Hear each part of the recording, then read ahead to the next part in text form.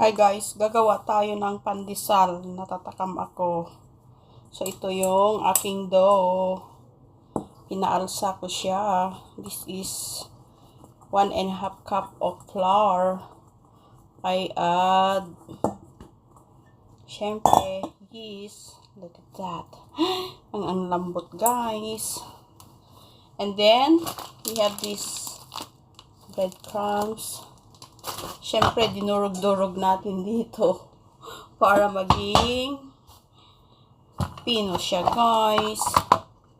Tandaran-daran. Look at that. Para makatotohanang pandesal na ito ang ating gagawin. Okidoki. Rubber ducky. Sige na, umpisahan na natin. Konti-konti lang ang ating lulutuin. Hatiin natin. Wala naman ano yung pandesal, di ba? Parang ano lang siya. Dapat 8 natin. Ganyan. Ganyan. Paano ba ang shape ng pandesal, guys?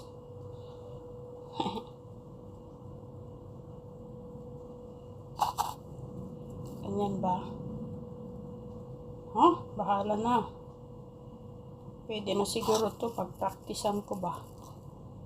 Tapos ilublob natin dito sa ating breadcrumbs.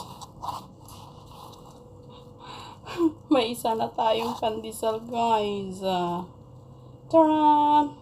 Sige pa.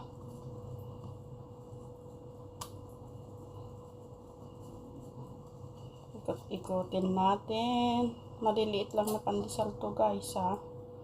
It's my own version. Siyempre, ito guys, nakagawa tayo ng 9. Tara, lutuin na natin.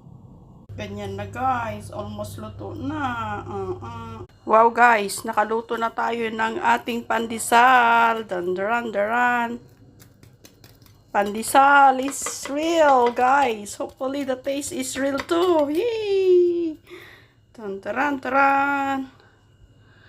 Tikman na natin. I'm so excited. I'm craving so much, guys. Ayaw kong pumunta ng worldwide. Ang layo kasi. Kailangan ko pang magbarko.